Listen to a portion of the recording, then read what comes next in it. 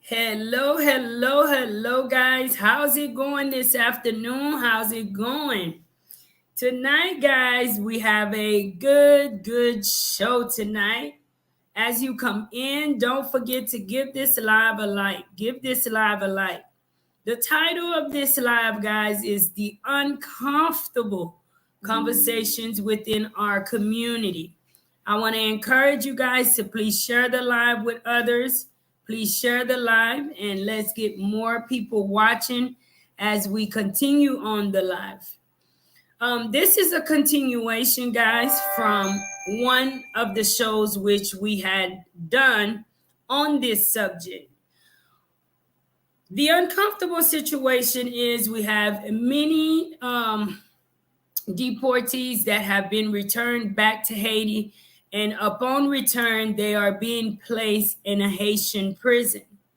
I know a lot of us, guys, that is not a subject which we want to hear or we want to support.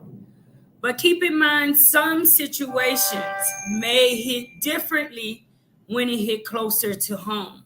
And tonight's show is about the many families that have been affected. I cannot tell you exactly myself how many families, how many wives, how many sisters or brothers we will have on the show speaking out. So I encourage you guys to please share the live with others and definitely interact. Let me know, guys, how you all feel about this subject. So I'm gonna start introducing people. Let me know, guys. Oh, y'all can hear me. Y'all can see me. Oh, whoa. Y'all could hear me, see me. Well, everybody. So I'm gonna introduce everybody one by one. Welcome back, Mabby. How's it going? It's going. I'm here. Hi, hello. I'm gonna introduce Lillian. How's it going, Lillian? I'm good. How are you? Nice to see you. Nice to see you too. And I'm going to introduce Laura. How's it going, Laura? Oh, good. Hi, Laura. Hi. Hello. So guys, tonight, I think it is the first time I've ever had this many guests coming onto the show, but it definitely is a pleasure to have this uncomfortable conversation that many of us shun in our community on Life in Haiti stage. First, let's start with Laura. You can introduce yourself and then we'll go clockwise. Well, hi, my name is Laura Jolney. I'm the wife of Patrick Jolney, and I'm just here, so we can speak our truth and allow my family member's story to be heard. Wow. Mabby. Hi, I'm Mabby Casimir. So I'm also here supporting my brother. And we'll be speaking our truth also about what's going on and to try to come up with a way to deal with the government in Haiti about how they are handling the deportees. Well, for the many people who are watching this show tonight that is not aware of what is going on, for the last 6 months, it has been brought to my attention that many of the guys and women that are returned back to Haiti, that they are automatically being incarcerated.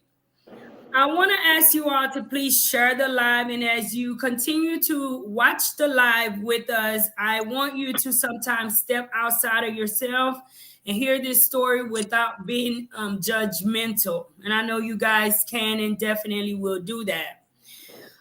This situation is definitely a sad situation. Number one, many of the women and men that are placed behind bars in Haiti have left Haiti at a very young age. Family members, everybody is outside of Haiti. Secondly, being placed in a Haiti prison automatically subject you to so much. And one of the things is starvation, okay? Your family members in Haiti have to bring you food on a daily in order for you to have food to be able to survive. Many of these guys are already on medication, women also, and they need daily medication, which since they have arrived in Haiti, no longer are able to take their medication because we know that in Haiti, we are fighting for a ecosystem for the daily innocent people, let alone what that system can be like behind the walls. Third, one of the biggest issues that family members face when they do contact somebody that is in Haiti at this time, it makes it more difficult to have family members reach out to friends in Haiti to actually provide food for the family members. Because the area which the Haitian prison is located, there is constantly mass shootings. It is an area which is everyday fighting, so that gangs are trying to take over that area. So just look at it from that perspective, guys. It is as if you have a son or a daughter who knowingly committed an offense. Whatever the offense is, it was wrong. However, they went to prison, did their time, and paid their debt to society. And now is their time for a second chance. And in their second chance, the first thing that happened is when they are supposed to be released, they are picked right on up and sentenced to a whole nother unit. And from what it looked like, it seems as if it is a lifetime. So we will have someone that is leading the rally, which will be taking place really soon in New York to rally at the Haitian embassy, at the Haitian consulate, right? For the men and women. So I want to let you guys tell your story a little bit more. Mabby, you were just recently on the show. What have you found out? What is the update and where are we today? Okay, so basically, I wanted, we have an attorney. I wanted him to be here because he's in Haiti with the, signal issues. He's not able to connect. So I wanted him to talk more about the legality of things, the laws in Haiti and things like that. So I will not be speaking on that because I don't know.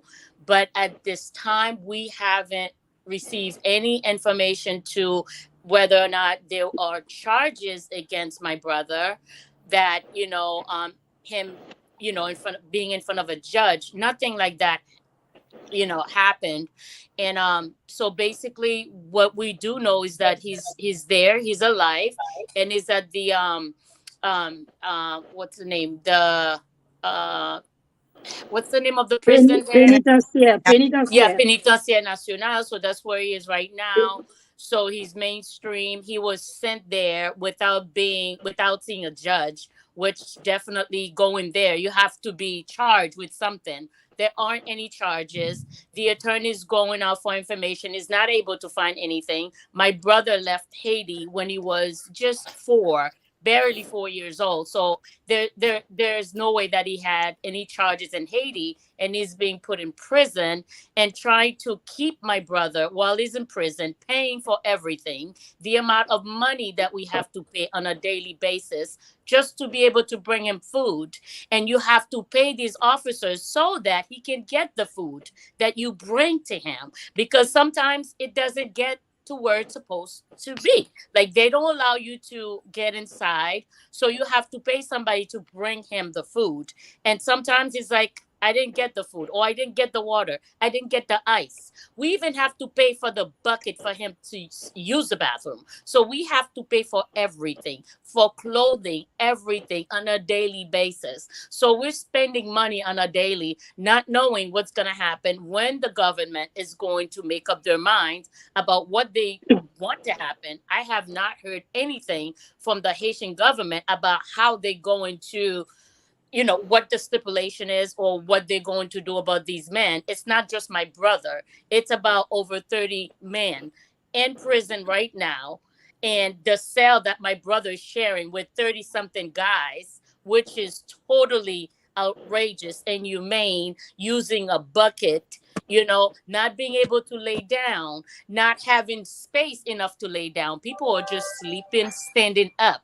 And it's just absurd. It's absurd and very disturbing to see the situation that they're holding these men. And so I'll pass the baton to somebody else. Thank you, Marie. Wow. Laura, you can, I know with Mabby, we had an opportunity to get some of the background story about her brother. Can you let us know a little bit of the situation surrounding your husband? Okay. Well, my husband, Patrick Julney, he came to the United States. His father brought him here when he was about 3 or 4 years old. Um, his father passed away when he was very young. He didn't have many moments with his father. He doesn't really, know his father. And he was raised by his mother in Florida because that's where he had came in from. Um, at that time, around 11, maybe 13 years old, I want to say, his aunt heard that he was living in Florida and he was home. So his aunt, who lived in New Jersey, came and got Patrick, and she raised him in New Jersey. Now, yes, Patrick did have criminal charges when he turned about 2021. He did serve his time, and at the time, didn't get adequate legal representation. So we did try to overturn his charges, but it was very difficult. Um, so then at the time he was supposed to be released, to his family, paroled, probation, whatever he was gonna do. Um, Everyone was waiting outside for him because they thought he was home. And that's when he was taken to the immigration system where he spent almost 4 years in the immigration system before he was ultimately deported on June 7th of this year. Upon his arrival, his uncle did sign him out, and he did end up in his uncle's vehicle. When the Haitian police came out and asked him to come back inside. He did ask them why, because he was already gone and signed out his uncle. When he did go back inside, because they're the police, so you would go back inside, you want to participate. When he got inside, they did inform him that they were arresting him and that he was a criminal. But my husband has no criminal charges, which has been confirmed by a lawyer in Haiti. And there was no reason for his holding. On the day that he stayed a couple weeks in the holding, and they told him that he was released that day. And they had to take him somewhere else so they can start some paperwork. And when he got out of a vehicle, he was at the penitentiary national, where he is to this day.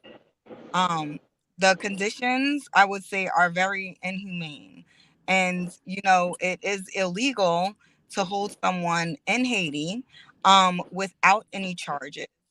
He does have hypertension, high blood pressure medications that he has not been arrived in Haiti in June 7th. So he does have a lot of swelling in his legs. He does have a lot of problems. He's, as she said, sleeping standing up or sleeping sitting on a bucket because there is no space. And the conditions inside of the jail are definitely inhumane. And I would say that, I've been asked to send money for his release, upwards to as far as a four, five, $6,000. Um, every time we agree to it, the price goes up. But yet my husband is still never released. Um, so, just trying to bring some knowledge into, the focus of the inhumane treatment of individuals after they have served their time and after they have changed, because people do change. People are not always straight and narrow. So there has to be some room for change. There has to be some room to live a life outside of the prison system, so that way you can have opportunity, because everybody deserves such.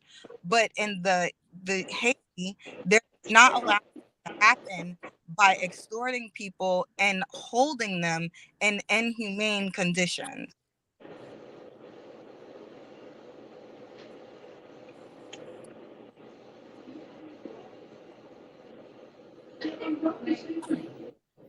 Wow.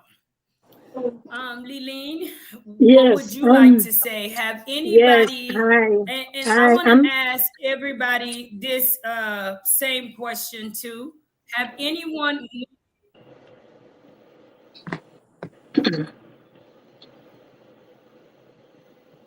okay, have anyone went to actually speak to you guys, family member? Have anyone actually went and called you guys to let you all know what is going on or where your family members is at? Have anyone taken the initiative as No far one. as knowing that these men and women are being returned to a country which they have very small connections to? No one, Marie, has No. reached out to us. No one at all. The only reason we know about my brother, I'm Berlin, I'm Mabel's sister. The only reason that we know about my brother Jean is because of the attorney. The attorney actually went to the jail, sat with him, and have a talk with him. That's the only way we knew that he was there. No one has reached out to us. No one has telling us anything.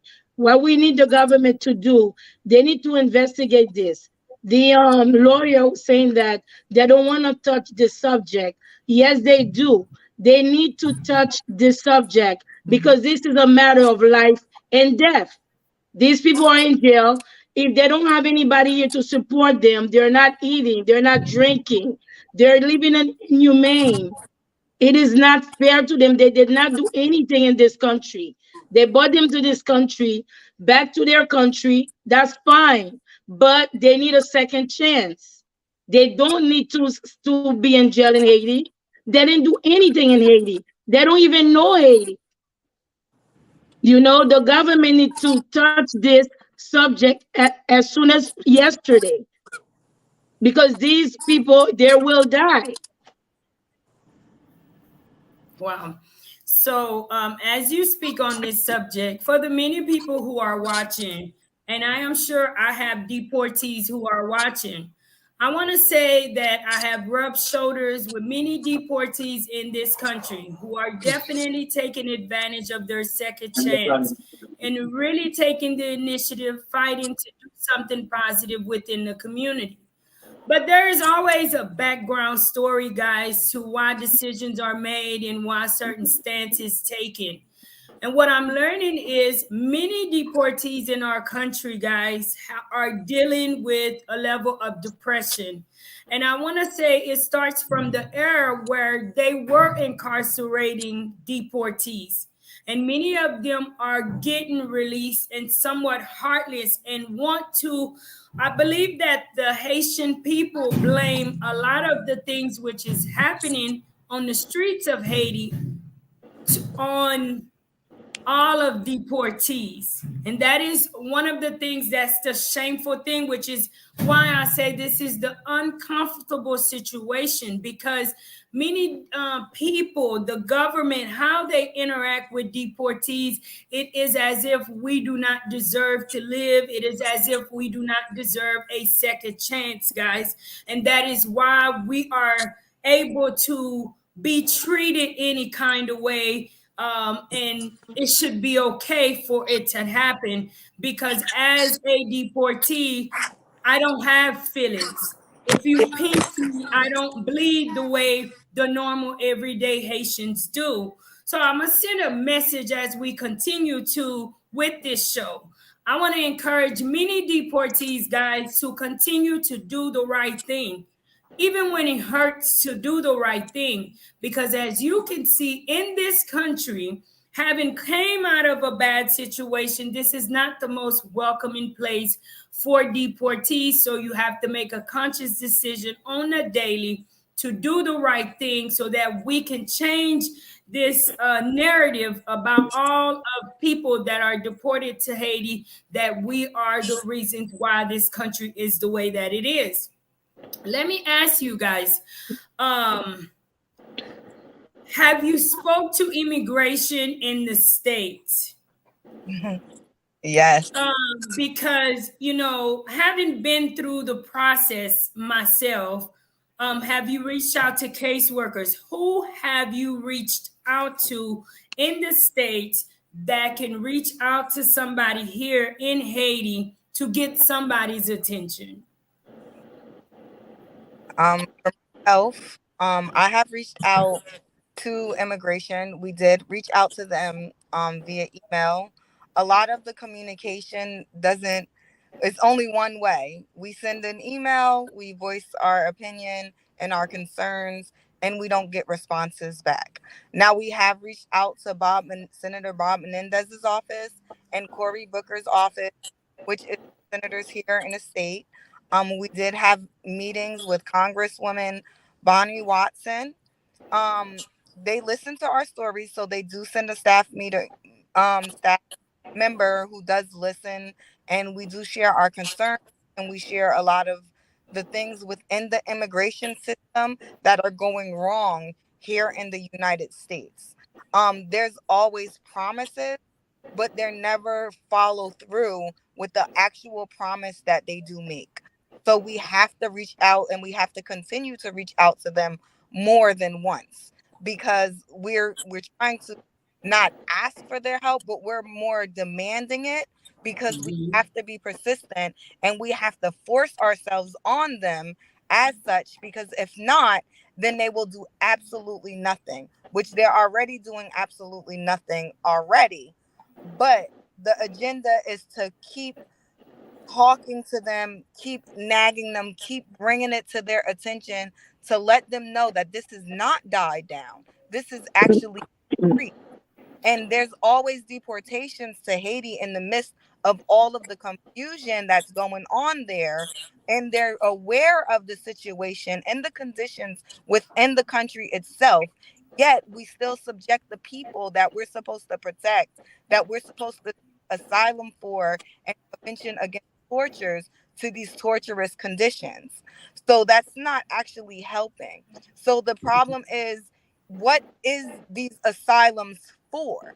Who are they for if not the Haitian people? That doesn't make sense if we're sending people to conditions which they will die in. So basically, we're killing people. We're sending people to die. So when we bring it to their attention, they hear us, but I don't think they actually are listening to us.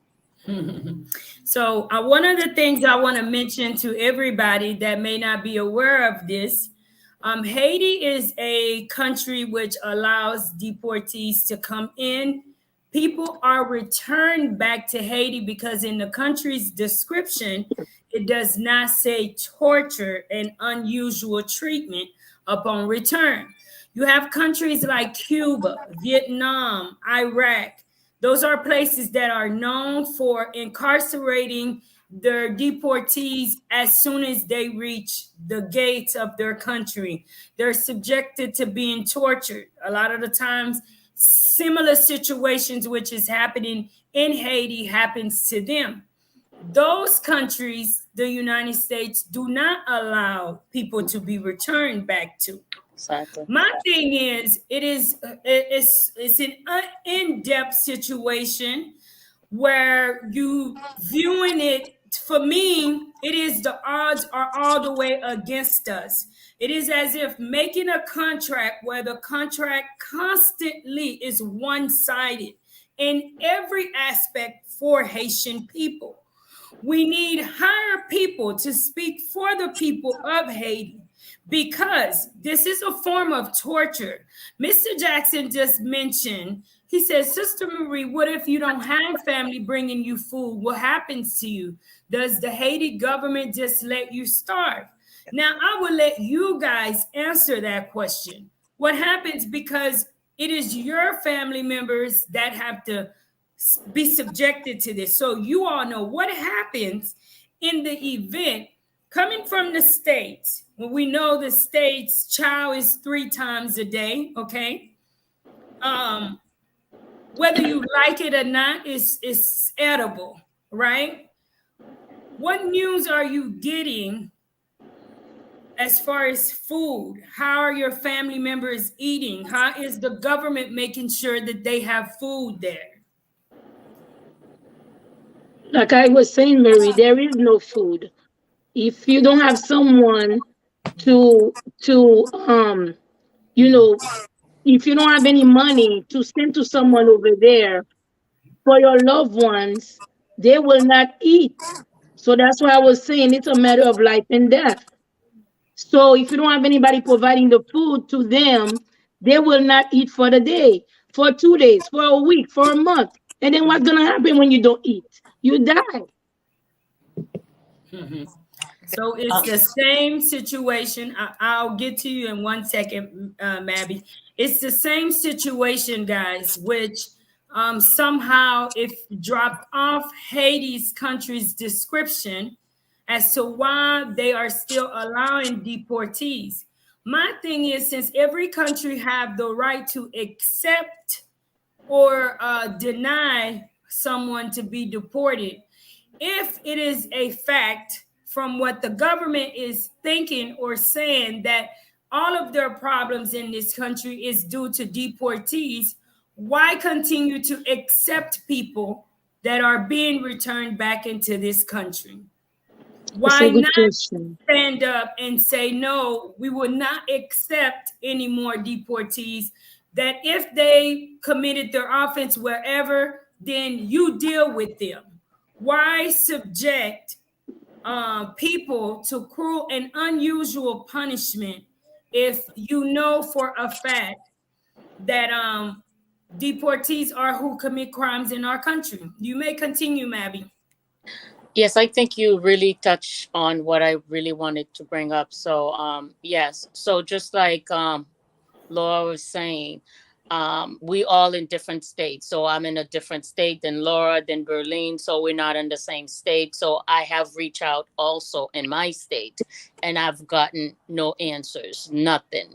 It's like the minute you talk about people that are deported because of a crime, no one wants to touch that. Nobody's speaking about that. But we're talking about people. We're talking about people that are breathing. These are people that are still alive. Human Why? being. Why is it that no one wants to touch this? They're not dead, they're alive. Why we're not talking about this? These are human beings, so it's like they're being treated, they're not being treated as such. And going to Haiti, and with the lack of government there, and all the corruption going on, everything is about money, money, money. Everybody's trying to put money in their pocket. They're not thinking about these guys, they're not thinking about the families. They still have family, people. Like, these are people with families. Like, my brother is suffering. He's my brother. It doesn't matter what happened. He committed a crime. He did his time. He went to jail, finished his sentence, and now he deserves to live. He went back to his country. He deserves to live. But nobody wants to talk or acknowledge what's going on down there, which is frustrating, because it's like they're acting as if these men are not human beings. And that really pisses me off. I think the problem is, if they're not going to be a part of the solution, then they're actually a part of the problem. That's how it goes. If you're not willing to be a part of the solution to fix things, then you're the problem. That's where the problem lie. The problem lie in the lack of people, like their acknowledgement and their knowledge of what's going on. Because it doesn't really necessarily hit home until it hits home, until it's in your backyard, until you're faced with the inevitable. That's when people want to uprise and bring up uproar, when the government actually takes someone from their family innocently. Then it's a problem. You see what I'm Right. saying? So, like, Right. I just see someone asking about family members and missionaries and food. There was no missionaries that came to offer I food. was coming to tell, I was going to say that. Yes. Most Yes. missionaries, because of the state of our country, believe me, have up and left. Yes. You know, doing what I do with Life in Haiti, I'm not sure if you follow me, Laura, but I do a lot of community work. And it is my objective 100% of the time is to find like-minded people to, you know, reach out to that are able to open doors for Life in Haiti and assist. You want to say a lot of missionaries that are willing to do boots on the ground work, they have packed up and left for the everyday people. So I can only imagine with this uncomfortable conversation, this uncomfortable subject of those that are supposed to be forgotten. I mean, who is there fighting to make sure that they get food? Yes. It's Nobody. Go ahead. us. Yeah. Due to the gang situation in Haiti, no one is able to travel from one side to the next, and plus the prison, you know, the location, people from one side, it's like it's not a lot of traffic. You know, people can get to people. Like family members cannot get to their loved ones because you're not able to get there. And then bringing the food, they might not even receive it.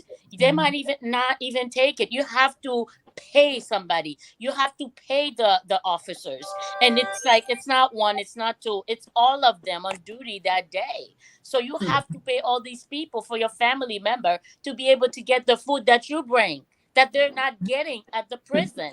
They have to get their own buckets, guys, to use the bathroom.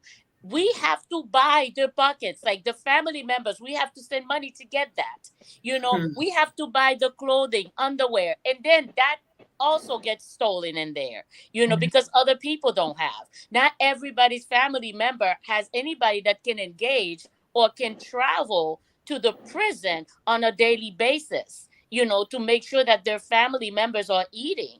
So the people that are getting the food, you know, are sharing, you know, with other prisoners, you know. And I know my brother's in a cell with, you know, over 30 men, you know, in that same cell, and everybody has a bucket.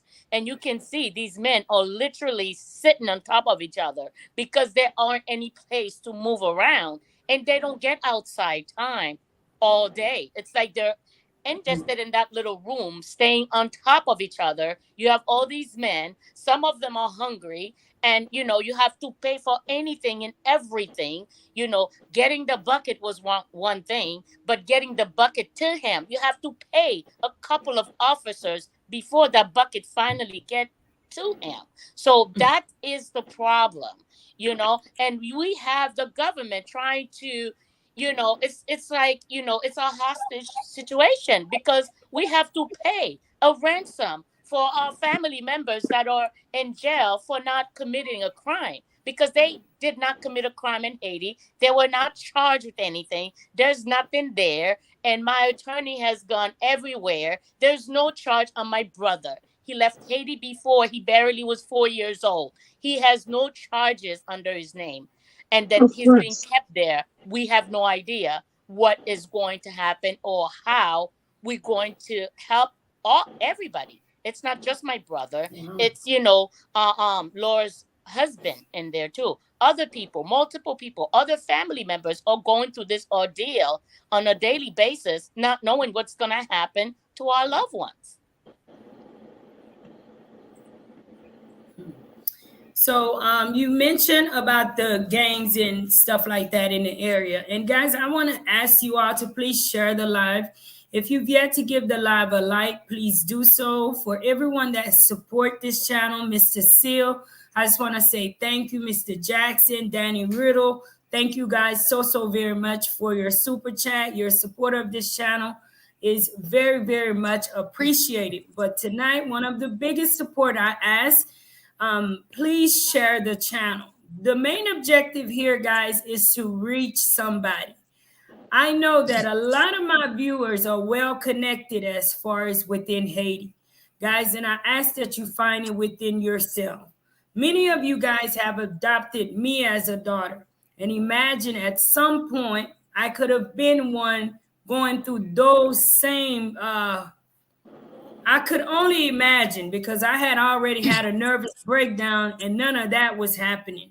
So I don't know what would have happened to me, or where I would have been if in fact I had to go through all of that they're going through, and family members, just taking your family members through ropes and stress which they know nothing about. But guys, one of the things I want you all to keep in mind why I ask you to share, and why it is imperative that we get these guys released. We have a major petrol problem in Haiti. At this time, myself, who is free in Haiti, it is difficult to commute.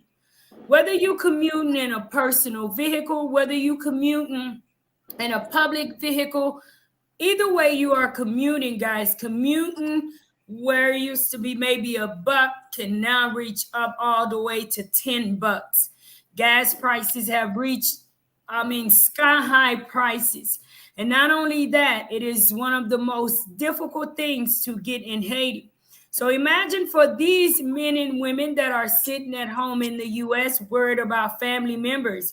You can possibly have money in Haiti today, and money cannot deliver you. In the state of an emergency, the traffic is so backed up. There is so much going on in Haiti, guys, that we need to get people together. Now, one of the things that I want to talk about, and I want to welcome Haiti tourists to the show. Hello, Haiti. How's it going? Are you muted? You're muted. Hi. We can hear you.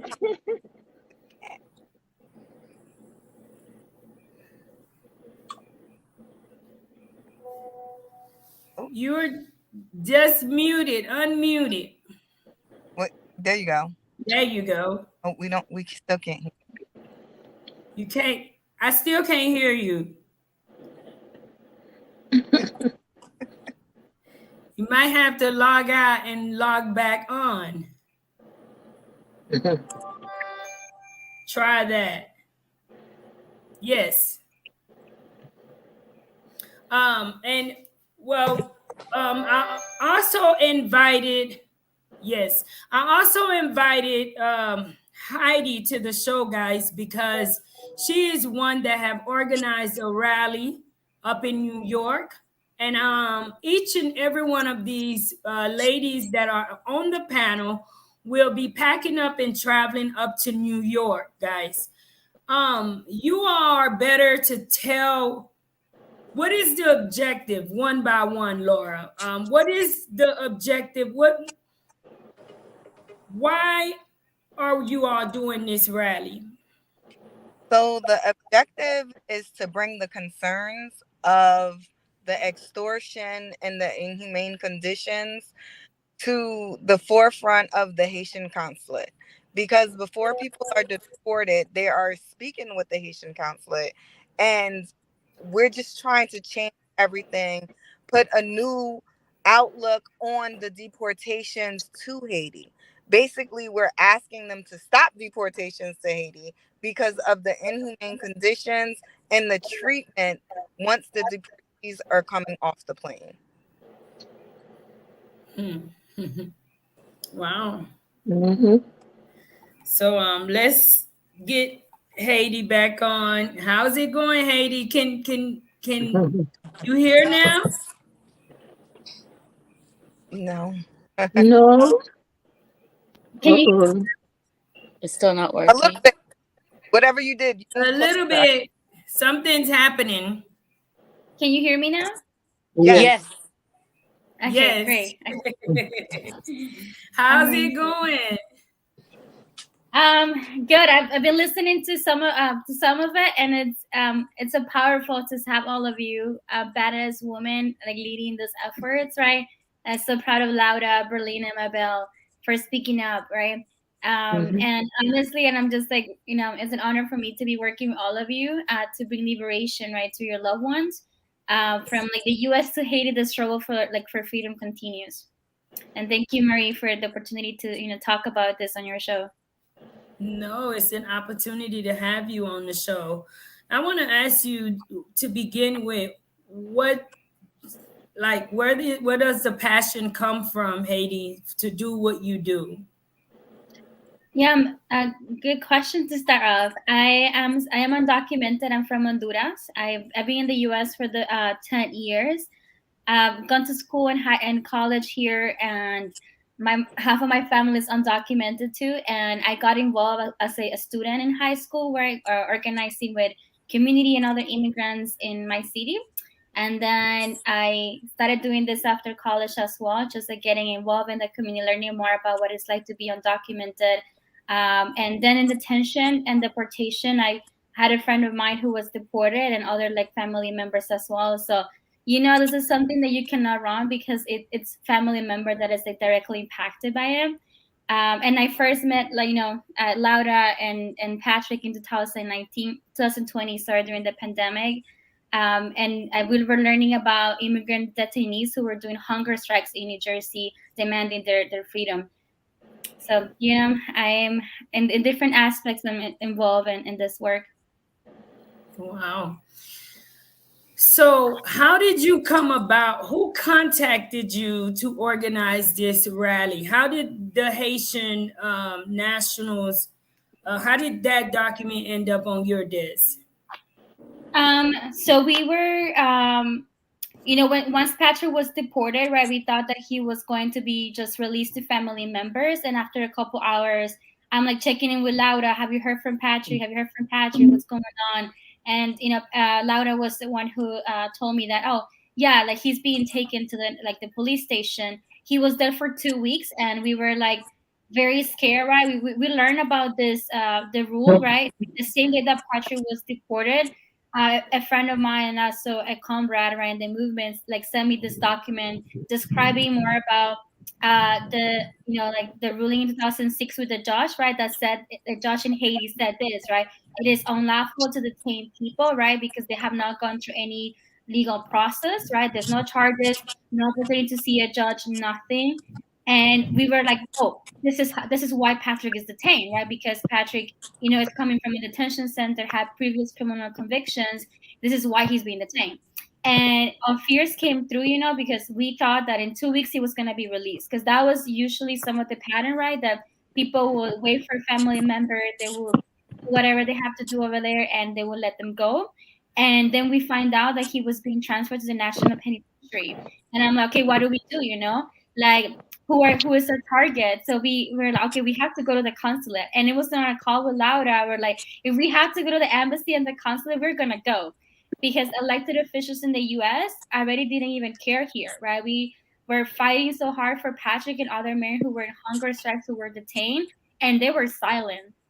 Like silent. They would not answer emails or phone calls. And it wasn't until we were on their doorstep, at their offices, that they took things seriously. And even then, they always clean their hands. Well, ICE and DHS have to do their thing, blah, blah, blah. And I'm like, this is so unfair, right? Because we're talking about human lives, and many of you were saying, right? Your brothers, your fiancés, your husbands, your partners, right?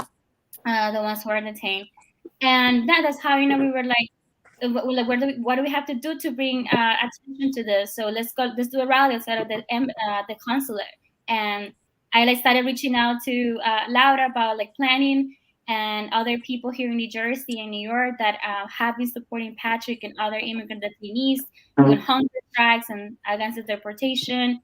And then through Laura, we connected through everybody else, the families. We asked them, if you have family members, we want to connect with them, give us their information, and we started doing that work. Wow. On the 23rd, and correct me if I'm wrong, you have a rally that is organized. What are the goals behind that? I mean, how can you invite more people? Who is allowed? What is the objective there, and where are you going? Our demands are very clear, and all of us, are on the same page about this. We're all ready to rally and meet each other in person. We're in all different states, as Mabel was mentioning, right? One is Haitian government must release everyone. There are more than 30 men that we know of that have been deported.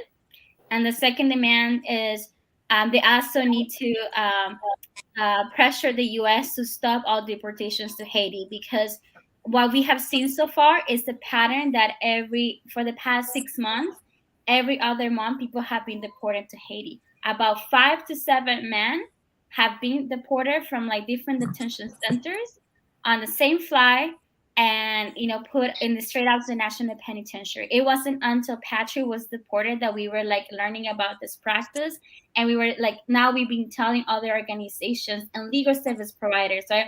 Because most of the men that are detained had private lawyers, and they just care about the money. They're not gonna follow out with people, right? Like if you're okay, if you made it, if you're safe with family.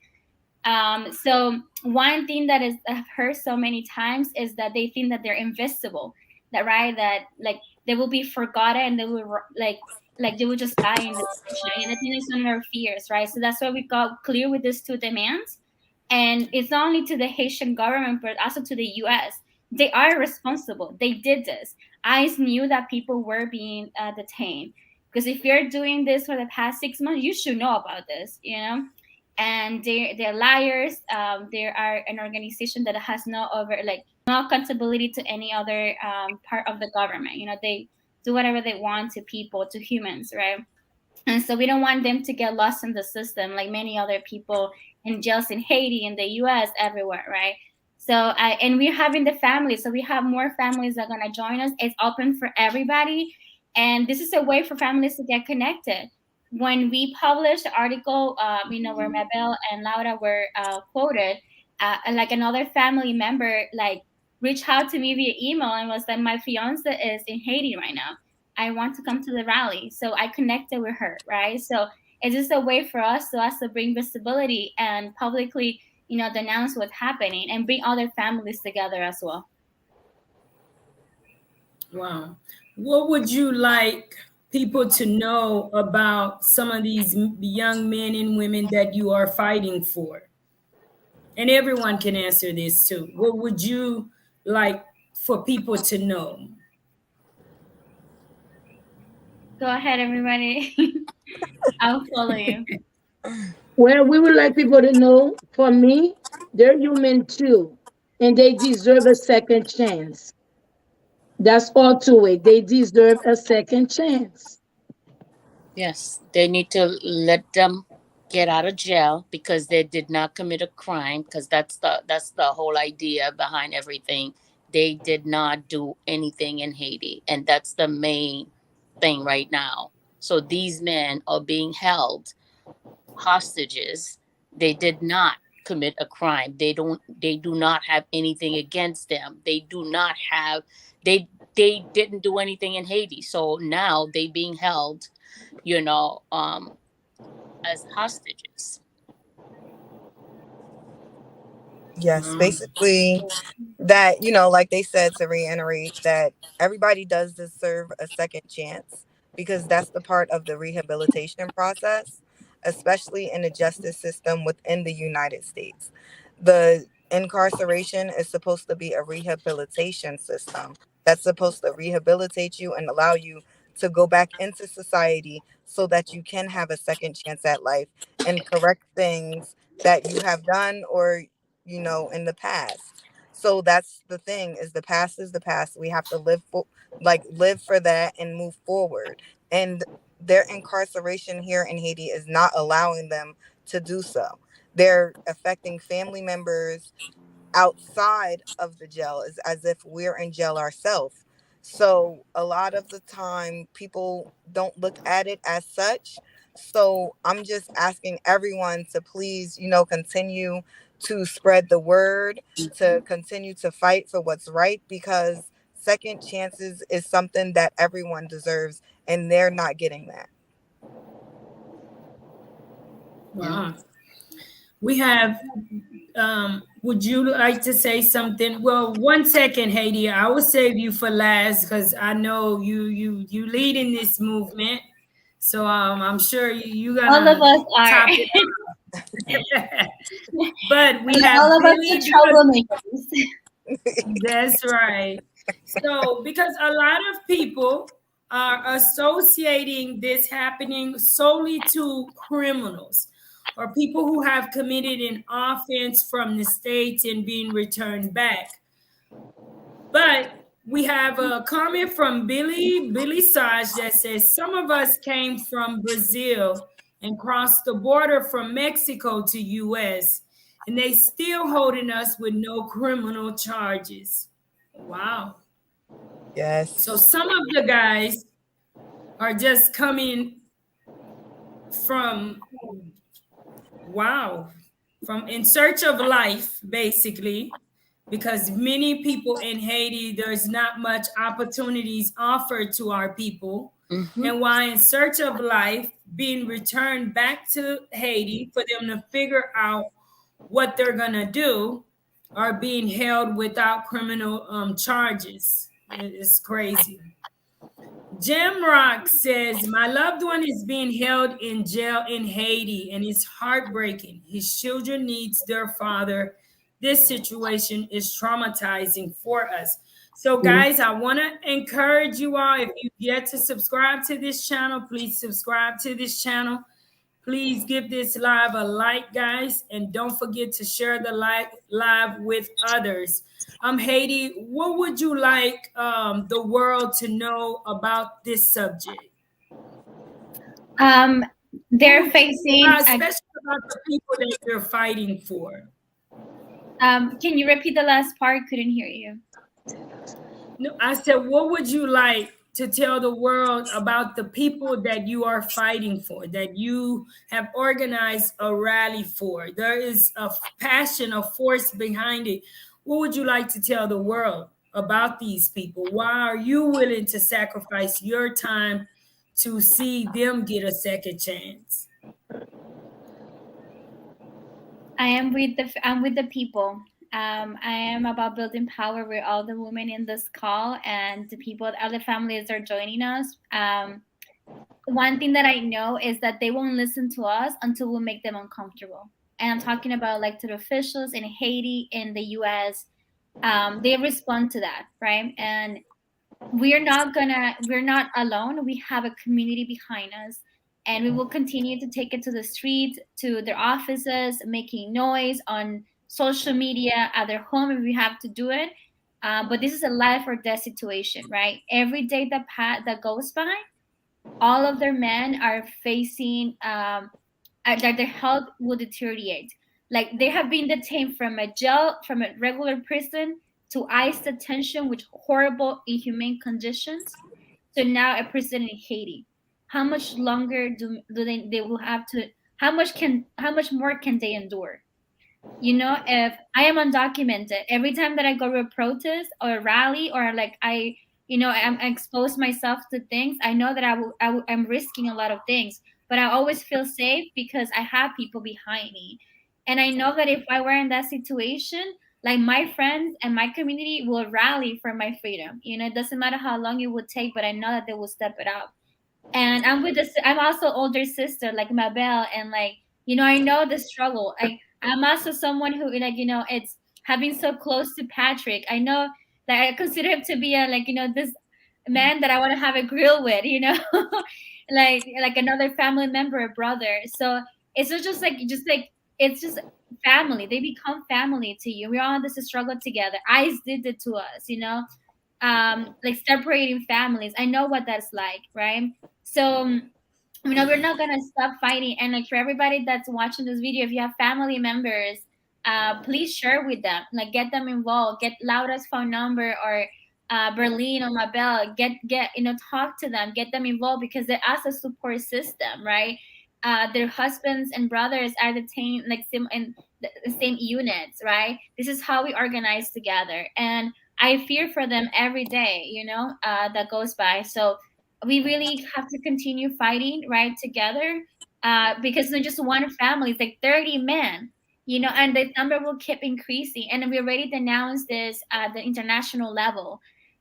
So this is not just like to make headlines. This is like a life or death situation again. And we're talking about illegal detention under Haitian international law, right? And if you're in Haiti right now, I know like help us out to make some noise over there, because these are this, as Mabel was saying, right? These are people that have family members. They're not like rich, they're not gonna pay $4,000, $10,000 to get someone out. They're also working class people over here, right? That we also immigrants trying to make it over here. So it's so inhumane that you're playing with someone's life like that. And like if we have to take it back, you will hear back from us. So this is like the rally on Tuesday is just one way for us to get together and make this public and denounce and make our demands clear, right? If the Haitian government doesn't listen to us, they will continue to hear from us until we make them so uncomfortable they will have no choice but to like pay attention and to our demands. Yes. Thank you, Heidi. Thank Thank Wow. you. you. That was so, so well put together. Thank you so much for being here. Thank you for your voice. Thank you for all that you do for all the communities that are in need of, your greatness, your advocacy. So it's great to, that you're able to join us. Wow. Can I ask who have you been told exactly that we need to reach in Haiti in order to be able to figure out? Because what a lot of people, because some people are watching, but they're still gonna, I know some of my peoples are saying, Marie, I still don't get this. Because the government have been so quiet about everything. These guys are just being taken in without any written posted rule, without a reason, and without an ending. And no one has said, maybe we want to quarantine you for 3 months, or maybe we want to supervise you for 3 months, and this is where you would be for 3 months, and this is your release, yada, yada, yada.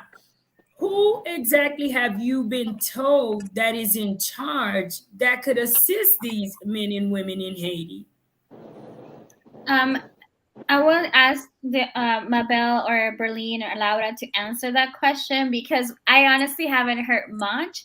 What I've been told is police officers, and I actually don't know how the system or the structure set up in Haiti, right?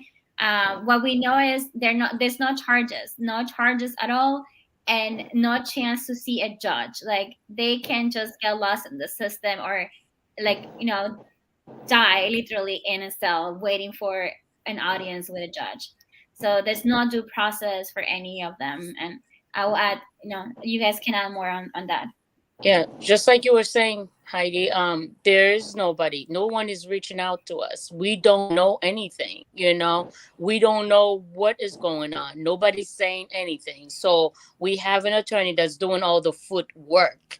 And still, he's in Haiti, is not able to get any information as to what to do or charges or anything like that. So we don't have anyone that's saying anything. So we're trying to get them to come out and say exactly what is going on, what they're doing, the rules, because from what I understand, they don't have a law, stating that they need to detain the deportees. So there's no information given to us. So from let me see, from conversation, it's like the highest power right now is Ariel Henry. That's the only one that can actually make decisions right now to what is going on. But I don't know. I don't know anything. Well, my situation is a little different. So I've been told multiple stories as far as trying to get my husband released. They did tell me that the commissioner of justice, I'm not sure exactly how they say it because I do not speak Creole, and but it's a commissioner of Ministère de justice. la Justice. Yes, Minister, yes, that is holding the individuals. They're the one that signs the papers for them to actually be held. Now, I did hear that this is a waiting period because the country is at its highest rate of violence. So they were holding them basically for their own good, so they don't get kidnapped or whatever the case may be. But the holding period had no time frame. And also I did hear that it just takes a judge to sign off for the release. But because the gangs had taken over the courthouse in Port-au-Prince, that there is no acting judges. When Patrick did get there, every week he heard from the officers that he would see a judge. It was next week or tomorrow, and it never came. So basically, it would just take a judge signing a piece of paper saying these men need to be released, and someone would go to the jail with this paper, and they would be released. I also heard there was a paper that can be signed by family members, where it would be a check-in for a certain period of time in the town that they would be staying. They would sign in at the police station, and they would check in routinely, but they would need family members and someone from like the higher up, like like Same thing that we did for right. many of us that was returned. Yes. Someone So had basically, to sign someone for you, signed. and basically you have an address of where Yes. you at. And in order for me to do certain things in this country, it had to be earned, meaning Yes. I had to stay out of trouble. I had to Mhm. be pardoned. I went Yes. through the legal system to be a normal citizen of Haiti We did. without the madness, and I don't understand why is it that they're back to square one with these guys? What Yes. provoked that? Because that is something that the Haitian deportees have won in court. Yes. So that had actually ended. So a lot of the times I say, oh, they brought that back again, but we did that. So we had the paperwork, we had everything, and still there was no release. So there's money, there's papers, there's a judge needs to sign. So we've gotten multiple different types of outcomes to no avail. So basically it's like they're just blowing out steam, and they're just holding these individuals until they feel like it, or Yeah. until someone makes enough noise and So brings then it to their front door. So I think the problem is, okay, well, what happens when we release their family members? Then it'll stop. No, it's not going to stop. I don't know about anyone else, but me personally, I'm not stopping until the deportees in Haiti or the deportations to Haiti stop, because this country is not in a place, in a state of mind right now, in a good frame of mind where people can survive. So no, if you release my family members, I'm still going to speak out. I'm still going to keep going until it stops, because people do not need to be sentenced to inhumane treatment in any way, shape, or form, not just to Haiti, but anywhere in the the world. In the world. world. It's not going to stop. I'm not going to stop. They're always going to see my face. They're always going to hear my voice, whether my husband's released or not. So it's up to them what they want to do. Can I say something? Wow.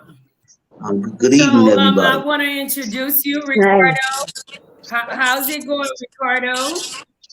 I'm on. I'm Brother on. Ricardo. I just wanted to know everybody something. Right now, it's a patriot. I left Haiti when I was Well, 3 also. I hold learned to on, speak hold the on, language. Ricardo. Oh, Ricardo, before you just go in, I need you to introduce yourself somewhat and let the people know who you are.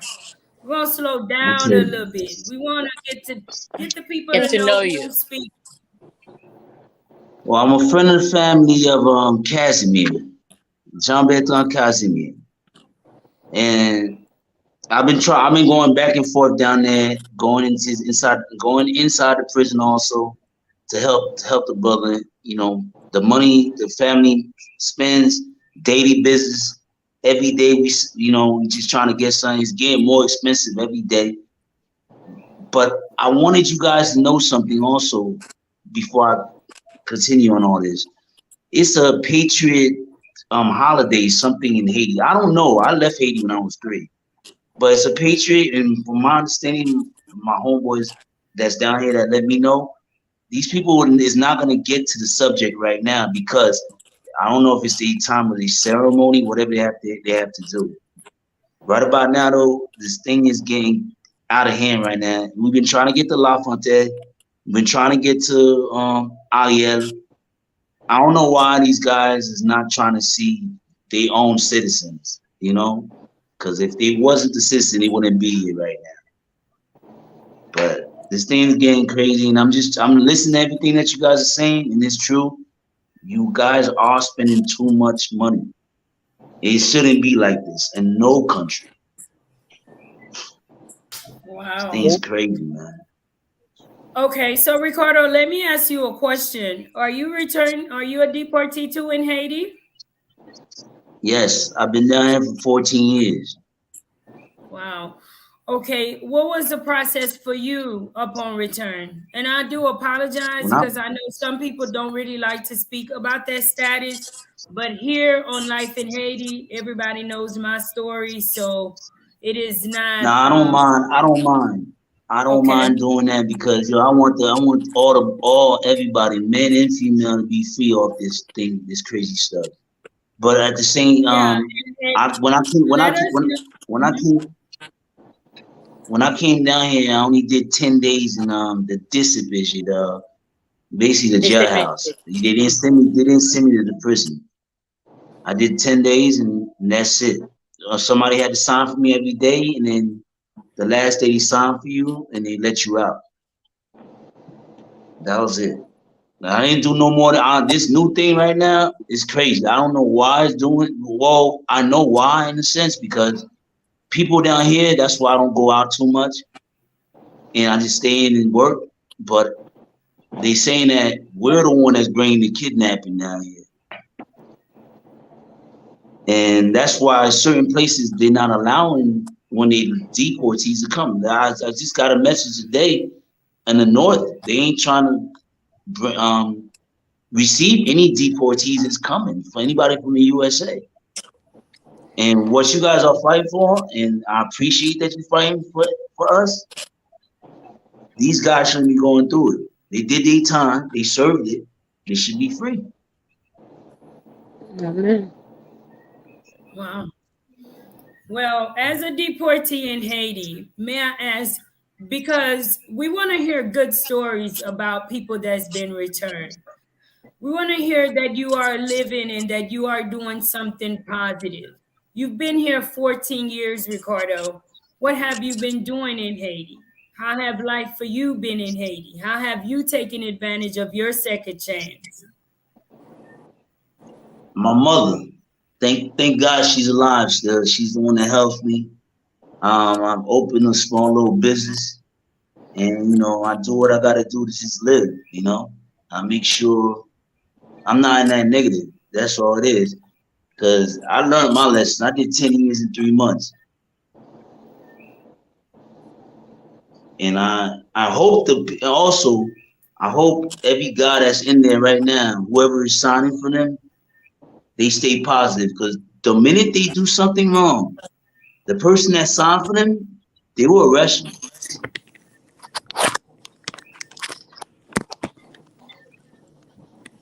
you. Wow. Well, so you've been taking food to some of the guys here. Let me ask, what is the situation like on the ground? Yeah, I know you take Jean-Bertrand food. What is the situation like? Because I am in Haiti, guys, but let me tell you, certain areas in Haiti, I do my best not to travel to. So what is it like there? I mean, I hear the rumors, but a lot of times it's rumors. I stay up in the hill in Pitcherville when I come down there on both sides. When I be sitting waiting for them to give them the food, it's gunshots everywhere. Gunshots both sides. He also I know he hears it. Everybody in there hears it. And then I don't know what it is, but these police officers, they have you lined up. They got this how can I say, like a cafeteria type bar thing. And then it has the numbers on it. You have to put your your plastic with all your food or whatever you got to bring them. You could be waiting. You could come out there at 7 in the morning. The minute you get in, it's probably like around like 1 in the afternoon. You know, I done sat there, wait. You can't get, if you don't be online on time. Like when they call like the numbers under your plate, whatever you put them. Like one time, this lady she wasn't there. She left for a minute to go get to do this ice. They sent her way in the back of the line. Now you got like 100-some people. Imagine inside that prison only could hold 800 people. This is what I found out. And they have like over 4,000 people in a place that could hold 800 people. That's crazy. And then the yard, when I went in there, I had to pay $500 just to go see him inside. When I went inside the first time, I never been in that prison. But then when I first seen him inside, I was like wondering what kind of yard they got for all these people when it's small, like a walk-in closet. Not even a half-a-court basketball court. That's all they got. And then the reason why I pray to God that you guys have the strength to keep always sending money to bring food to these guys. They're unsanitary on how they clean. I was watching how they was cleaning these big pans. They clean them with no type of nothing, not like, no soap, not whatever it is that you're supposed to be cleaning with. They wasn't cleaning with. They just washing it with water and they ready to cook again. And just today, matter of fact, a friend of mine just buried somebody that came out of prison. He was a deportee from Santo Domingo, and he was in the prison. Somehow he got sick. He was okay for a minute, and then he died. This guy died at 36 years old. It's unsanitary. Well, one of the things we're gonna do is we're gonna stay positive, guys. And we're going to stand on Hebrews 11:1. Faith is the substance of things hoped for, the evidence of things unseen. See, for me, this is all a lesson. And sometimes for many of us, God have to take us to our lowest to make us stand up our highest.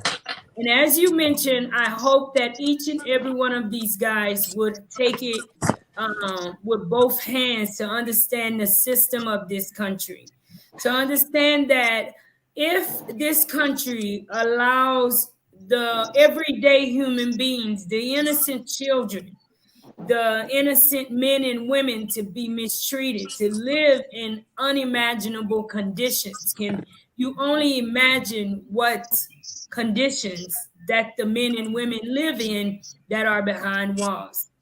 I mean, I always say, guys, I wish I would have traveled to the U.S. at a higher age, maybe 1920, where I had more understanding of where I came from, because there would be a lot of things and a lot of decisions that I would have made differently in my life, knowing where I actually came from. So parents, as we watch this, please tell the children about where they come from. Make it story time to tell some of these kids where you come from, how things have been. It's a different thing when we hear it from other people or we were watching it on the news. But parents, many of us, the children, we love you. When you share your stories, because Haitian parents don't like to share their stories. Our peoples are tough. We hold a lot in. We have a culture full of secrets. And even though you give love and you raise with love, you raise with nurture, but there are things that your children will bury you and never know about you. And one of the things is where you come from, guys. Share it. So for the people who are watching, share with your children. Share where you've been. The children that recently traveled to Haiti, guys, keep reminding them of where they come from. We are in a country, as much as I love Haiti, the more I travel around Haiti, the more I love Haiti. But Haiti is being ran by heartless people. Everyday people in Haiti do not get to enjoy the glamorous things of Haiti. Even some of the things that Life in Haiti have granted me the opportunity to be able to do, everyday Haitians do not have access to it, which they are born Haitian, and by right, they do deserve to be able to live freely in their country. So, guys, is there anything that you all would like to say? Any, Mabby, I know you waiting to say something. You may speak. I was just wondering, Marie, if because I know I have a couple of people on the live that are in Haiti, they do not speak English, so they have no idea what is being said here. If there's any way we can at least give them Eh a bien, little. nous-mêmes qui parlons en créole, oui, et nous-mêmes, oui.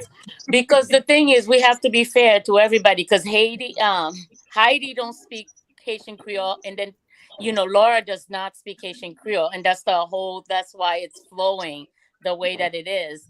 But I can go ahead and then sum it up for them in Creole if you want me to do that, or do you Yes, want to do that? yes, ma'am. Okay. So I think You can Ricardo. go and I'll top it off. Marie and everybody, I just need y'all to know one thing also.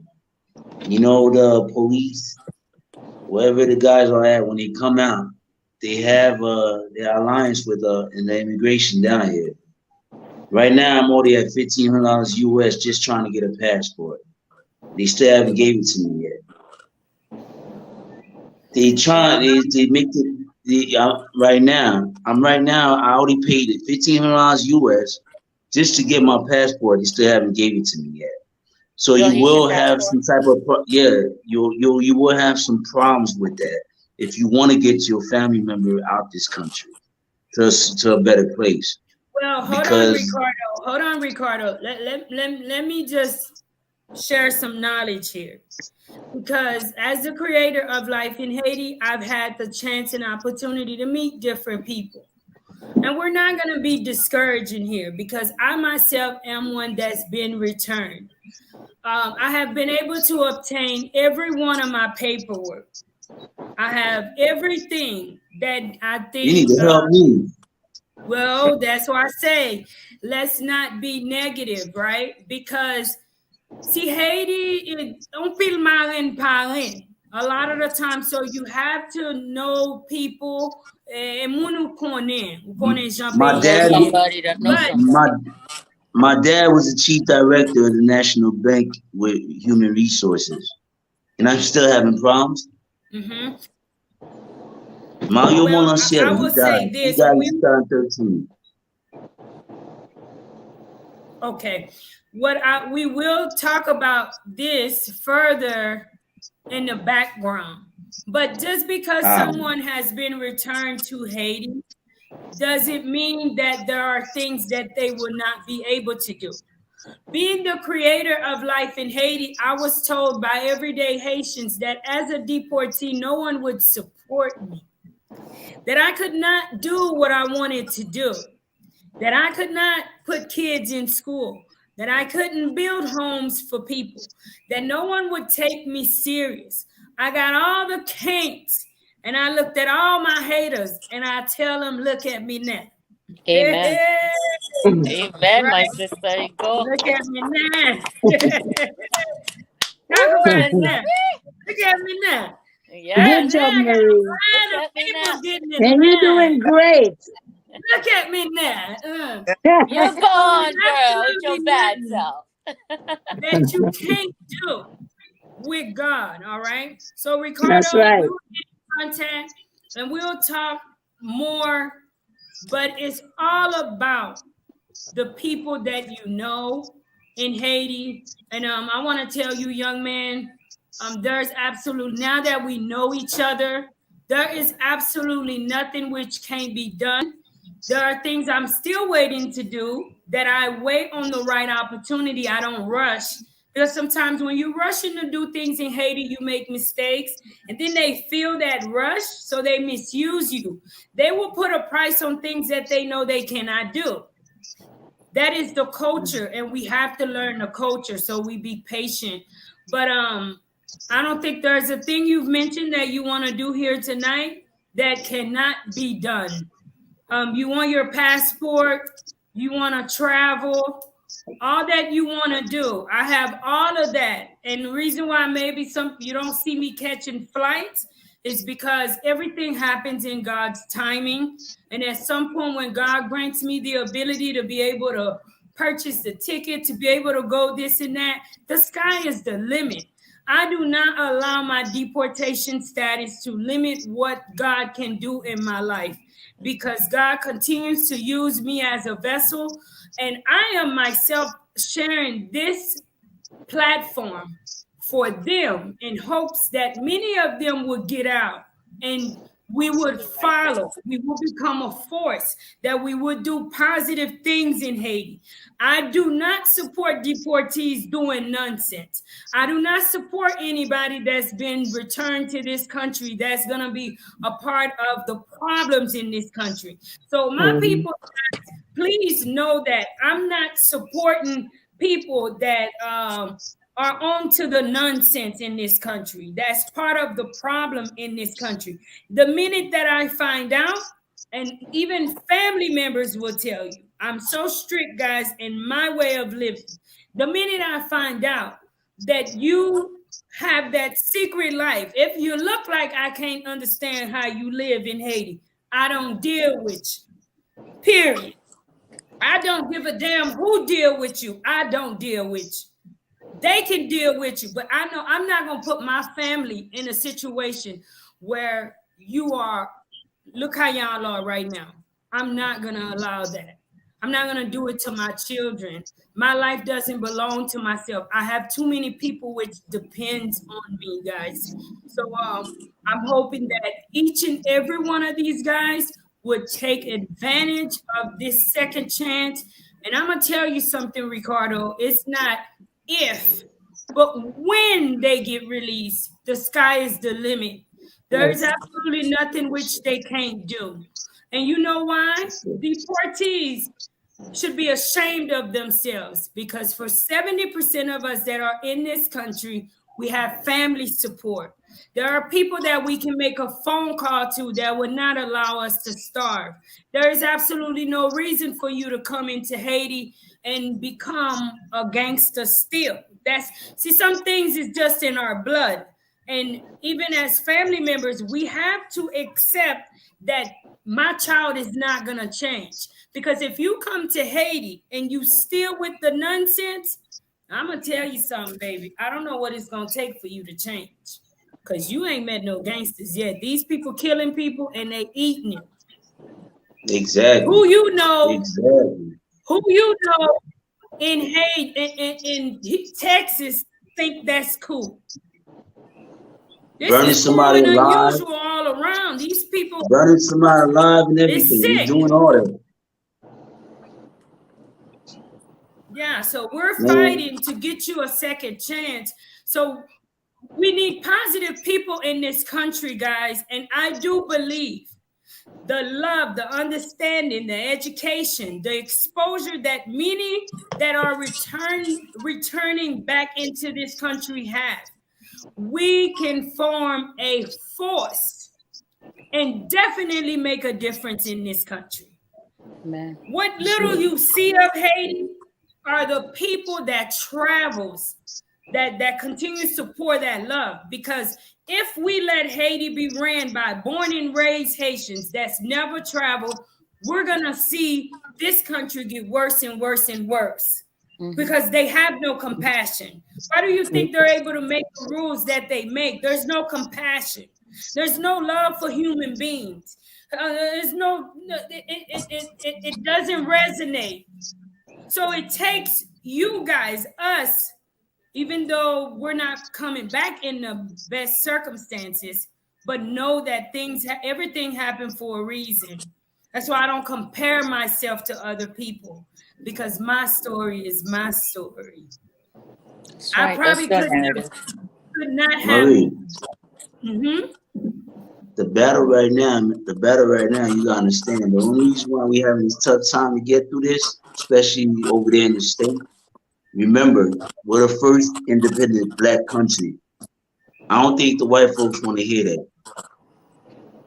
Well, hold on a second. Hold on, Ricardo. See, I might need to bring you back. Cause see, you don't went somewhere else with this, right?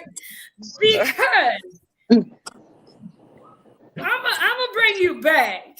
Because you say you don't think the white folks want to hear that, but are we just saying we're the first free black country because we want to hear ourselves talk? Yes. Mm-hmm. Or Amen. just our behavior. I just left Camp Haitian. I mean, all of the monumental sites that we have there, our country should be a powerful place, a powerful escape for every minority on earth to want to live in Haiti. Mm-hmm. So you're telling me that because of the white people, when we gonna stop blaming the white people first? We have to see ourselves. Yes, we have to see. If we're gonna blame the white Okay, people, become a I say that, run country Marie, and allow the white people to run this country. Marie, I'm I say that tired because of us hollering about we're the first free black country, but what do you do with it? We have embarrassed our ancestors for real, Marie, and that's my Marie, opinion. Expect for them to do for people of color. Even in the United States, they look at us different. So it's up to us as the people of color to make a statement and make a Yeah. staple and an Yes. example of something that they said we couldn't be. But Exactly. it's up to us. That's what makes it. Doesn't matter what the white man doesn't donate or what they don't do or what Yeah. they try to do or give us or tell us they're not going to do, because it's up to us as the people of color to represent To that show what we is can the do. first. Yes. okay, ma'am, I can understand that, but at the same time, look at Cuba. When somebody do something, they let them back in the country again. A lot of people they don't see us like this, man, because we're the only one they hate really in a sense because we should have won. So We you should have rather won sell that war. We should have so been you under some type of sold the devil, basically. exactly. No, we can't sell our souls because then we're selling ourselves short. No, not the soul. I'm talking about we just we shouldn't have won in front of them. We did it within them. They're not trying to hear us because why? We're the only one that's independent. Black country, first black country. They don't want to hear a black country talk about, oh, we should just take care of these guys the same way as we take care of ours. No, they leave. So Why would they keep all these guys in this prison system right now? And they're not answering you guys. That's you are over there. rely on ourselves. That's Yeah. the purpose of this meeting. That's why we're sitting here. So Exactly. that the country as the first independent black country. Those are the keywords: black, brown, indigenous people. We can't say, hey, let the white man come in and take this over and run Make the something decisions. Yeah. that we had to work hard for, that we had to stand our ground and stand our feet in the dirt and soil. When they continue to disrespect the people of color on a daily basis, we cannot allow them to have that. So, however, we have to do it by any means necessary, as Malcolm X said, that's what we will do. So, if it takes a little bit more time than most, so be it. But the end decision, the end outing is that it will get better, that it only starts with people like us by keeping Yes. that this is a black independent owned country, that this country is owned by black people, and you will not come over here, you will not take your ideology of what society is supposed to be and poison it, because we will make it better. Yes, Yes. it's not good, but it's ours. That's That is what And we true. make. majority of these Haitian politics are the house. I ain't gonna even say the name, the word, but they're the house dudes. But they ain't gonna last They forever. Nobody lasts forever. Everybody lives and everybody dies.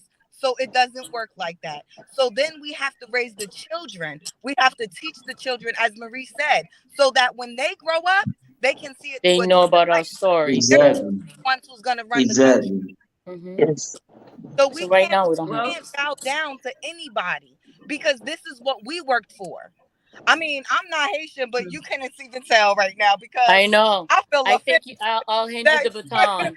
You know what I'm saying? This is something that we worked hard for. I'm proud to say Haiti is a Black independent country. I don't care how much turmoil. I don't care how much damage. Ain't nobody going to tell me nothing because guess what? It's a Black country. This is something that my ancestors, maybe, or other ancestors, my husband's ancestors, this is something they fought hard for. And nobody has yet taken it back from them. So, yes, we're not going to allow anybody of any other color, of any other anything to come in there and tell us what society what should do. Because look at the United States. It ain't everything that glitters is not gold. Okay? True. They break us down on a daily basis. They look at us funny. They pull us over, pull us out the car, shoot us in our own homes while we are sleeping. So what makes them any different? They just have a better way of hiding it. So they know how to do their dirt and do it very well. But they are gang members. They are gangsters. The United States take money, give money, pay for people to be deported. They are gang members just as well as the government in Haiti and the gangs outside. They just have a better way of doing it with better ways of knowledge and access of knowledge on how to do it. There is no difference. So why would we want to keep that same mindset? We have to change it. We have to change it as Black people, as Black individuals. That's what we have to do. We are not going to let anybody come in Haiti and take it over because it is Black, honey. Black. Y'all need to do a rally to get Ariel out the picture. Yeah. Maybe we'll work on that afterwards. But right now, the rally. Let's try to get these men out first, Ricardo. Hold on. Well, not right now. So not right now. We're on one objective, and Ricardo, I will bring you back. Yes. Because you touched some subject that's very interesting. But one of the things that, and we can come back to together, Laura, I see we can come back and do a different topic once we get this situation under control. Yeah. But let me tell you one thing that majority Haitian people that we forget. In this house, I am the queen. There's no king in this house, right? Physically, I'm the queen. Absolutely nobody can come in this house and do whatever they want to do unless I open the door and I allow them. Haitian people, we have a thing in our culture. We blame everyone else for what's happening to us. But in addition to that, we blame everyone else for what we do to each other. Yes. Let me tell you something. Some of the cruel and unusual things that's happening in the streets of Haiti ain't done by white people. It's not the white man that's coming and pulling a gun on you. It's done by another brother that looks like me, another sister that looks like me. See, I'm going to tell you, I'm in the struggle too in Haiti, Ricardo, but every day I make a conscious decision that I don't care who you are. I will not be moved by money. I will go hungry. I will fight on certain projects to not accept certain types of money. All right? We are the ones that hurt each other more than anybody else hurt each other. All right? See, we know, how do I put this? I don't even know. I don't want people to take this the wrong way. There's been situations that you've had to make bad decisions, right? But once it is gained, you do what you're supposed to do with it. The power ups is who mistreat the Haitian people. Whether you make under the table deals, whatever you do to obtain the money is what you do with the money when you get it. The state that Haiti is in right now, and all of the money which has came into Haiti, we really need to stop blaming other countries. Because what happens to the millions and billions of dollars which comes into the hand of everyday Haitian people to take care of the Haitian people? What happens to that? When you make the deal under the table with that white man, he pay. At least he keep his word. You got your money. But what did you do with it? Right? So that's a whole nother subject. But let's not blame nobody else. Black Lives Matters is a movement. We need to stop blaming other people, guys, and accept that I am Black, I'm beautiful, I don't need to bleach. Accept that I am who I am, and it is not going to change. And history have taught me that the minute I birth a Black child, there are things which I need to instill in that young man or in that young child. Exactly. Because it ain't gonna change because I had you today from being Black, right? So for me, guys, that's a whole nother subject. But Haitian people, let's stop blaming everyone else. This rule is not made by the white man. When you reach out to the white man that sent you here, the white man says, you know what, Marie, I cannot get to nobody even in Haiti. I didn't release nobody to Haiti to be incarcerated. What I did was return them because they committed an offense in my country. And as you speak to me, I don't make the rules. I make sure that the rules are followed in my country. Whose job is it to make sure that the written posted rules in Haiti are followed by the people? Who interprets the law in Haiti? People do whatever they want to do in our country. So we're going to blame the white man, right? But who's reading the law in Haiti? Our people. Is it the white man? Or let's blame ourselves? It's us. Yes. I'm pretty sure whether that man is white, Black, blue, he's a Haitian something that is part of the head in Haiti, right? So I want to bring you back, Ricardo. People ask for you, so if you want to come back, you're welcome back. But tonight, guys, the whole objective is to get you all to share the rally, to share the movement about getting these guys released from the inhumane condition that they are in. We have all sorts of different people, guys, that have put their hands in on this topic, on this situation. And it may seem as if it is just us that's small, that's speaking on it. But guys, I want to encourage the families to not get discouraged, to continue to pray for the good, the bad, and the ugly which is involved. This is good don't last forever, bad don't last forever also. And there must be a change. A change will come. So I pray that God continue to bless your finances, to bless you in every way, bless you emotionally, because this type of stress can cause sickness that you don't see coming, because we know that stress is not good. And when you worried, so I ask God to cover you all in all ways. But one thing I do know is cast all your worries unto him, God, because he cares for you. 1 Peter 5:7. So put each of the family members, put everything, all of the stress, the worries, the things which is going on in Haiti, the gangs that are shooting. Ask for protection even for the officers that are coming in and watching over your family members. Because imagine they have to come in and out and go to work also. And we know as out of control as things are, whether they're doing their job or not, whether they're being manipulative, you do need their presence for the security of your family member during their temporary stay in the Haitian prison. So, ladies, anything that you would like to say before we go? Let's not forget our people, all the deportees there, to pray for them. Keep them in our prayers because they need it. They need our prayers. Freedom Laura, would all. you That's like all to I can say.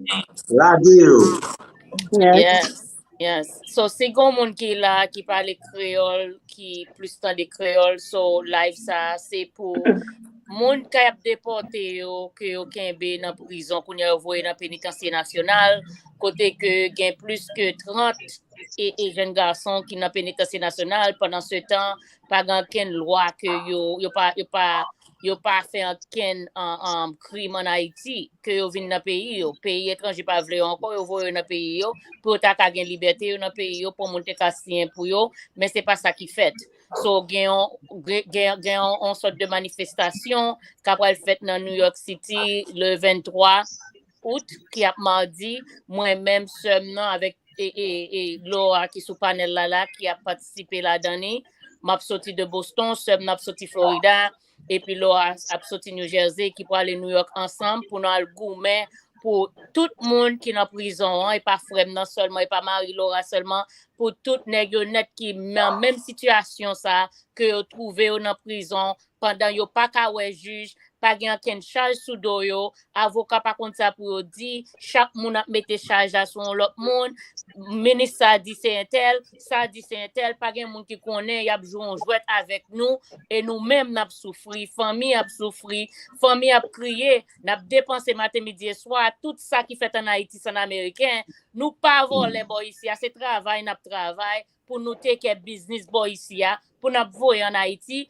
côté kounia là à cause de frère nous coûter plus pour Haïti que pour nous comme si pour nous sustain life nous boy ici elle coûter plus pour nous kembe frère non bal manger 2 fois par jour en Haïti il coûte le plus que nous même boy ici pour nous capable gérer tête nous avec famille nous so si que nous ka kembe et moun sa on la prière là très bon pour moun qui pas comprendre ça que tu as parlé là c'est ça n'a parlé pour kembe moun sa dans la prière pour bon Dieu capable dire un mot avec gouvernement nous parce que c'est nous même haïtiens qui raille propre tête nous c'est pas moun qui raille nous problème non c'est la caille nous lié faut nous regarder dans glace pour nous tête nous parce que c'est notre problème propre tête nous pas vle ouais propre tête nous vous comprenez c'est nous même qui bail l'autre monde et avantage sur nous c'est nous même qui bail l'autre monde importance qui fait moun nan ka vini penser que lui même li ka vinn faire loi pour nous c'est parce que nous même nous pas contre tête nous pas remettre tête nous les nous garde tête nous dans glace nous un problème avec propre tête nous c'est problème nous ça tout on pas ka entrer dans conscience nous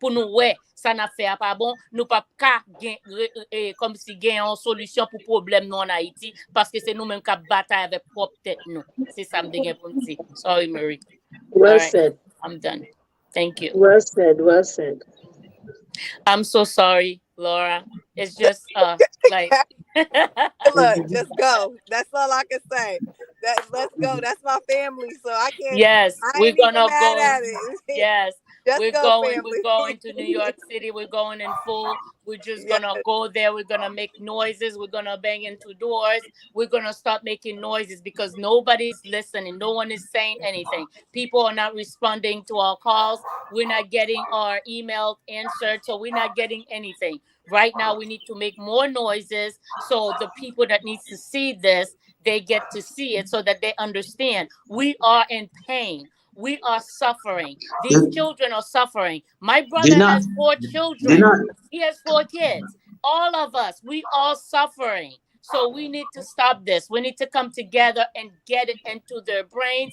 The Haitian government, they need to change. They need to see themselves in the mirror because they are their own problem. And we will not stop until something is done about it. Nous pas jamais stop. Nous pas quitter ça, n'a continuer tout en pas une résolution faite, n'a bataille jusqu'à ce que nous ayons une solution. Yes. Thank you. Yes. They're not showing it too much also on TV. Ricardo, did you have something you when wanted I'm to say? Yes, ma'am. They're not showing it on TV. I be watching the news sometimes. I'm waiting to see what they're gonna say for the deportation. They're not saying nothing. I don't know where we could get to them where they could show that on TV also. No. They're not saying it. Ricardo, the radios are not talking about nobody it. wants No. Le point by Vobla en ken moun pas di rien. Même regarder les matins pour moi si yo cap di on bagay ba jam di rien. For the people that don't understand, girl, I'm looking at it in the morning. Yeah, they're not saying nothing. So Ricardo, share the live, Ricardo. Share the live. It's good to share the live. pour voyer by tout le monde qu'on connaît qui en Haïti ensemble avec vous. No, that's what I've been doing. That's what I've been doing. Sharing so people can get to it. So people nous can pas droite. Non, sens, si nous t'a pensé que y a parlé de ça. Imaginez moun qui innocent en Haïti qui a passé misère, tout le monde c'est lumière ou vle fermer sou yo. Parce que tout le monde dans un sens nous voulons nous promouvoir Haïti un gens mais moun k'ap souffri quand on gagne 70% peuple là s'il pas plus k'ap souffri yo pas vle mettre bagay comme ça. Imaginez qu'on y a une jeune fille, jeune garçon, bandit joine plus temps sous nouvelle yo ba Haïti. Un jeune petit monde qui a passé misère, maman le mare rien, papa le mare rien, nan balle, nan la pluie, nan toute situation pour lui même li aller pour chercher la vie ou pas jamais ouvert nouvelle pour t'en un bon bagay. So, li pa on surprise pour moi que bagay ça pas un bagay que yo a parlé de li parce que dans un sens yo vinn faire tout le monde penser que c'est déporté qui problème pays que c'est yo même qui fait tout problème yo so dans même sens propagande bagay yo vle pour yo faire peuple la comprendre kounya moun that's like turning on themselves. Yo viré à tête yo parce que c'est même yo même nan qui fait peuple à penser un bagay qui gens pour yo ta vinn jambe ouvert nouvelle pour dire nous gen moun là qui pas fait rien nous mettre yo dans pénitentiaire. On nous dit un bagay qui pi gros pour gens que pays a viré jeune fille jeune garçon qui Haïti. Pour nous ouais que chaque jour jeune petite fille me joue une nouvelle côté belle petite fille deux petites filles maman et papa gen pendant yal marché tout vieux bagay qui passait ti moun sa yo pour nous ouais que nous ka gen une prison qui kembe 800 moun pour nous gen 4000 moun là-dedans ça veut dire nous déjà pas gen place pour prisonnier pays moun qui problème pays et puis nous aller nous mettre plus nous prend place pour ça faut qu'on fait rien yo pour pas gen place pour ça qui fait yo. Mais la belle un jour, là nous gen un pays qui marche avec moun qui gen cœur. Et cœur c'est pas juste pour famille pauvre. Cœur c'est pas juste pour madame. Cœur c'est pas juste pour petit tout son bagage tellement raï haïtien. Moi même pas vle parine, pas même vle marine. Parce que cette bagaille tizomi ça qui crase pays nous en net. Yes, c'est exactly. Pour nous cœur pour l'humanité. Moun. Entendez?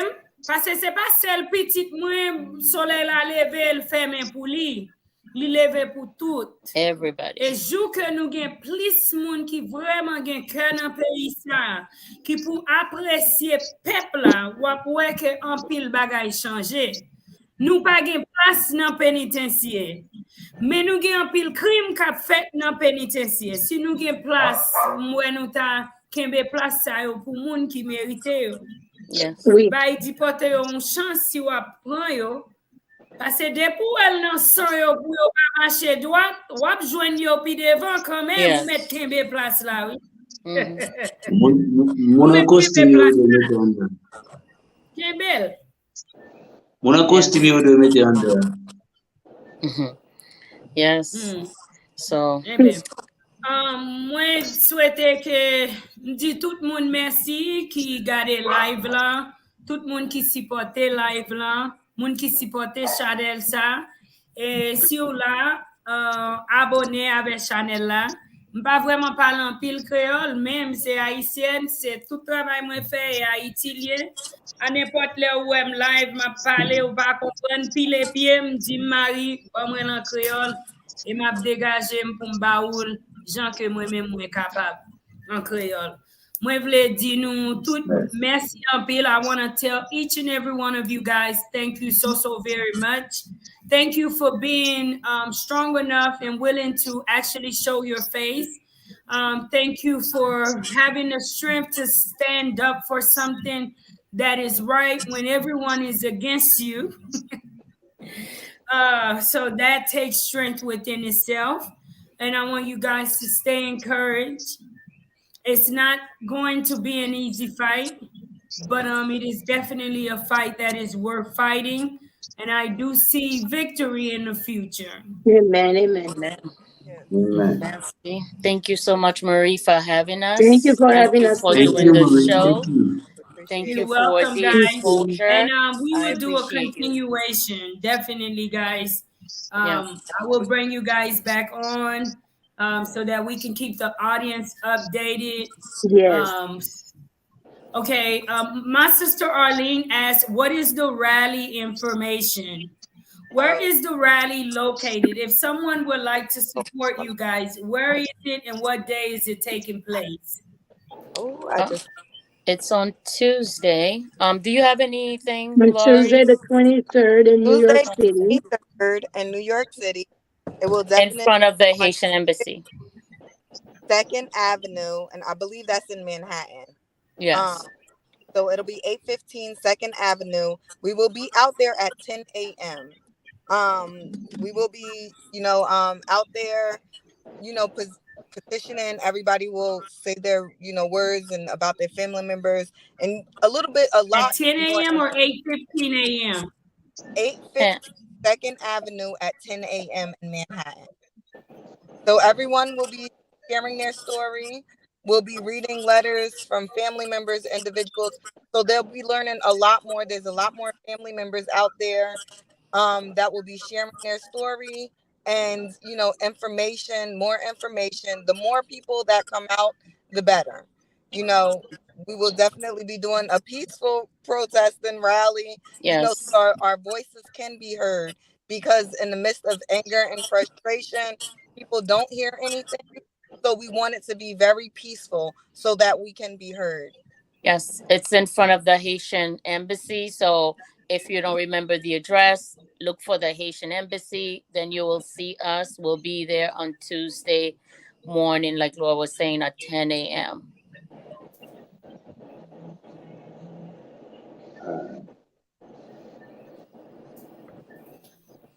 Thank you guys so very much in front of the Haitian Embassy. Yes.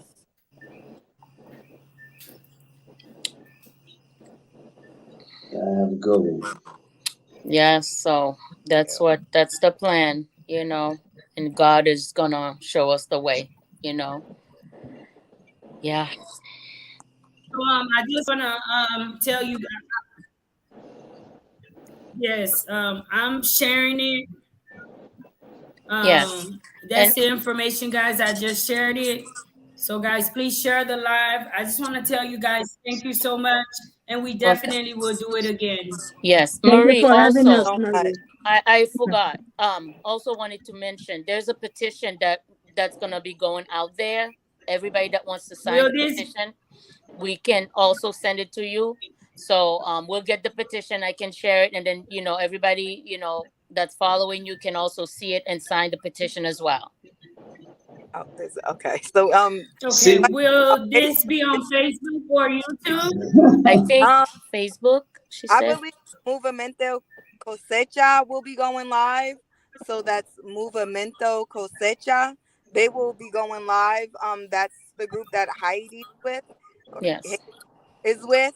So they will be going live. They will be recording the whole event.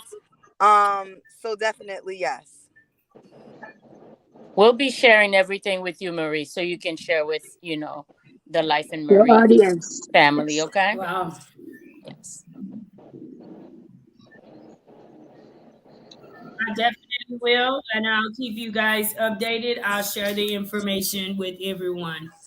So, Thank you. good night, everybody. I will Thank you, definitely talk Marie. to Bye. Good you all night. soon. Yes. Uh, I Thank wish you. everybody the best of luck. Thank you, Thanks. guys. Bye. Thank you. Good night. Bye-bye. Good Bye. night. Good night. Good night, everyone. Good night. Good night.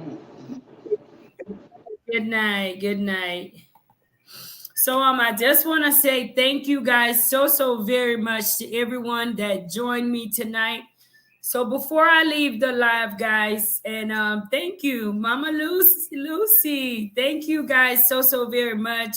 I know I wasn't able to really interact with everyone like I usually do, but you guys know it's all love. So I want to also ask you all to please take a look at the GoFundMe, guys. I haven't been able to really go live because I have another series that's going on, but know that the objective remains with Life in Haiti and what I do within the community of Haiti. We have GoDad that we are going to feed in the name of Jesus. So I ask that you guys please donate towards the GoFundMe. It is a GoFundMe which will be up for the whole year, and that is to feed GoDad Community Center School. I'm not sure if the GoFundMe was shared. I'm pretty sure it was, but it is also in the description, whatever it is that you can share. And one of the biggest things, guys, is sharing it with other people, sharing it on social media, sharing it wherever you can.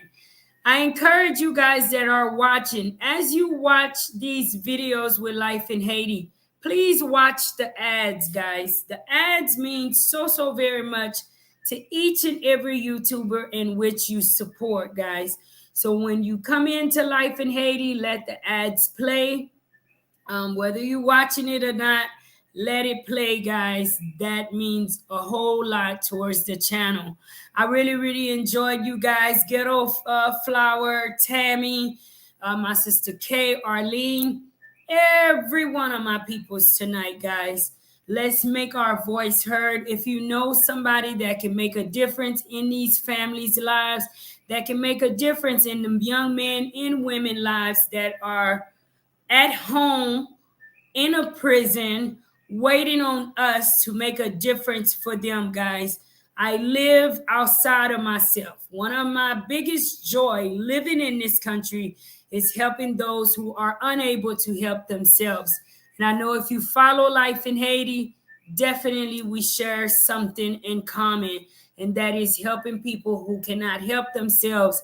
I cannot wait to see what that upload would be like the day that the men are released from prison. I can only imagine how many stories we would have and how happy these young men will be. And as I always share, take that opportunity with both hands. Run with it, young man. Be the best that you can be. Do not allow anything in Haiti to limit your ability, limit what you can and can't do. I hate politics, but if I liked politics, I will be right there trying to be a woman senator. I don't know. But for those that are coming into this country that have that type of passion, we need people that are going to fight for the people of Haiti. That's it. And if we continue to suppress ourselves and say that we don't want to be involved in this, we don't want to be, then don't complain about some of the things that's going on, guys, if we just always wanting to shove it under the rug. So good night, everybody. Marie Noog. Good night, guys. Love you all. Until next time, as always, guys, be kind to one another. Tell somebody you love them. This last month, I've shared many sad news with some of my peoples, how they lost close and dear ones. Tonight, you may have, let's just say, me on the screen, but you just never know. We only know the days that we have. We don't know the days that we have left. So let's appreciate the people in our lives that we love, guys. Don't go to sleep upset on this beautiful Sunday night.